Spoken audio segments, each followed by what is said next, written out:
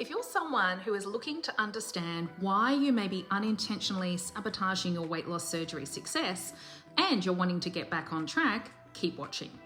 You see, what your surgeon or doctor may or may not have told you is that weight loss surgery is only around half of the weight loss journey.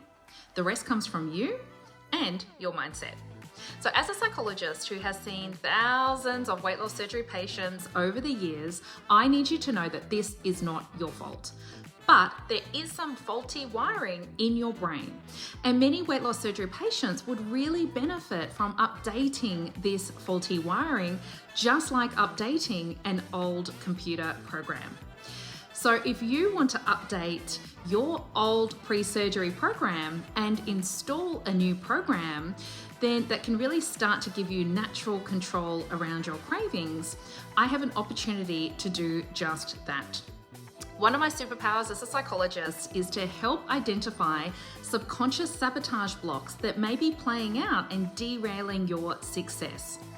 So I have put together a control cravings reset, and it includes a one-on-one with me where we're going to dive deep and identify your key sabotage blocks and a plan to get you back on track. So come and check it out. It's at an amazing price at the moment and amazing value.